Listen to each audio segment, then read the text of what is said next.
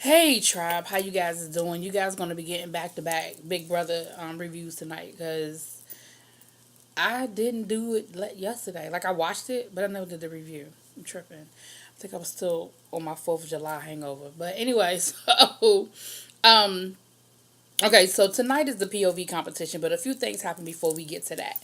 So first off, we see that Sam confided in Tyler that she had the power. I personally feel like she should have kept it to herself. I feel like she shouldn't have told anybody she had the power. But it kind of worked to her advantage in the end to tell Tyler because then Tyler sort of felt like he could play around a little bit because he sort of knew she could save herself. And he sort of flirted with some other things he could do. Um, Swaggy, I said I wasn't going to call that boy Swaggy, but Chris, this dude has a swaggy shirt for every day. Like he just went and made a bunch of damn shirts that say swag. Like he is so playing for the cameras, it is ridiculous. But anyway, neither here nor there. So, but he really thinks he's running something. He really thinks that he has some sort of puppet master thing going on in the house. And not only does he not have that, but nobody is really clocking for him like that. He has a little fake me out alliance, and they don't have any power this week, so it really doesn't mean anything.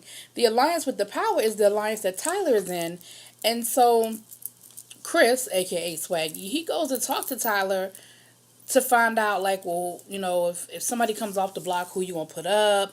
Who do you think has the power? Now they think that Angela has the power. Now, mind you, Angela is the person that Chris wants out the house because he feels like she's the biggest threat. Now, in all reality, strategy wise, he's absolutely correct. Angela actually is probably one of the bigger threats, and it wouldn't be a bad thing to try to get her out. But Swaggy, you don't have no power. You're not head of household. You're not in the alliance with the head of household. So what you want means nothing to anybody because it's not important. And Tyler pretty much feels that way. So he let him know, look, at this point, if anybody's going to go up, if somebody comes down off the block, I'm going to have to put Bailey up as the substitute. And the reason why he's going to put Bailey up is basically to get to Swaggy. Because they got a showmance going on, so they already know that they dealing with a 2-for-1 right now. And also because Swaggy, Chris, actually is getting on everybody's nerves. Because he thinks he's this little puppet master. So, and then him and Bailey have a moment where they're all upset and crying and everything because Bailey basically knows the only reason why I'm going up is because of you. But you should have thought about that before you got into this whole showmance thing. Like, if you've been watching the show, you know what the deal is with these showmances. You know you're going to be a target. You know what the situation is. I don't know why people don't get smarter about. But I guess when you're stuck in a house and you're bored, I mean, it's hard to pretend like you don't like somebody or hard to pretend like there isn't an attraction there. The only other thing that happens is Thessel gets his Fessel gets his ham delivery, and they do it's a vegan ham. So he has to eat it, and it seems like the way they edited it, it seems like it's being delivered like every 5 minutes. Like as soon as he gets done with one delivery, they're bringing another one. I mean, to the point where he got sick at one point. But he can't eat anything else but this damn nasty ass vegan ham. Ugh, it's horrible. But actually, in the grand scheme of things, I mean, I don't know what the other options were, but in the grand scheme of things, his point was valid other than the fact that it was ham and he's Muslim, but his point was valid to say, look, this doesn't affect my game. Like, other than the fact that I'm just miserable eating this nasty ass shit, it doesn't hurt my game. So, alright, so let's get to the POV, because nothing else really major really happened. We had people talking strategy and all that stuff. Steve thinks that he has a good chance of coming off the block. They got Steve thinking he ain't gonna go home when Steve is actually the target. But that's Big Brother. If anytime you're on the block, don't ever listen to anybody tell you you're not the target, because it doesn't matter what they tell you. At the end of the day, it matters who's gonna vote and how they gonna vote. But neither here nor there. All right, so the POV. The people that played in the POV was Scotty. And remember, Scotty and Steve were really good allies. So Steve, Sam, and Tyler obviously played because head of household always plays, and the two people on the block always play. Then they picked Scotty, so he's gonna be an ally to Steve if he were to win. Um, Chris, aka Swaggy, and of course he wants to keep the nominations the same because he doesn't want Bailey to go up on the block. And who was the other person? Steve, Scotty. Oh, that's what played. That's what played. All right.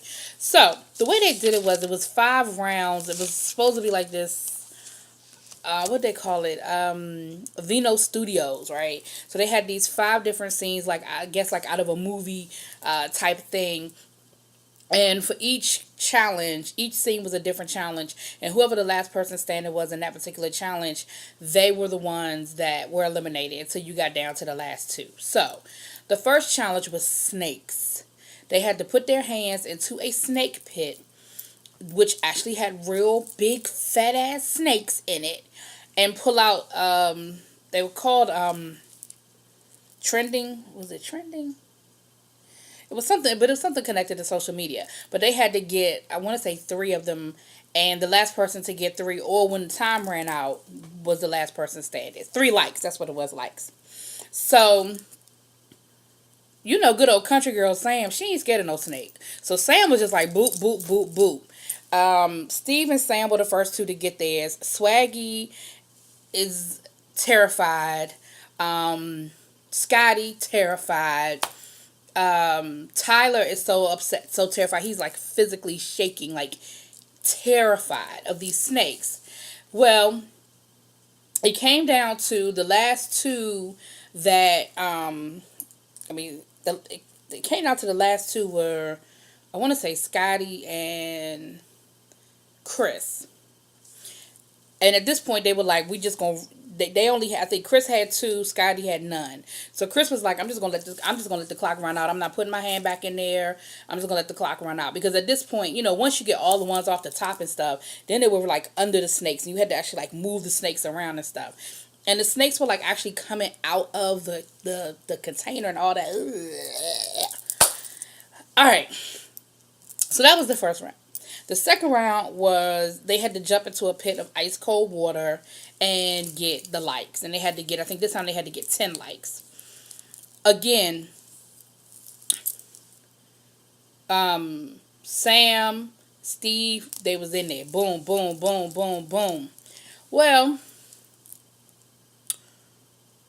I want to say this time it was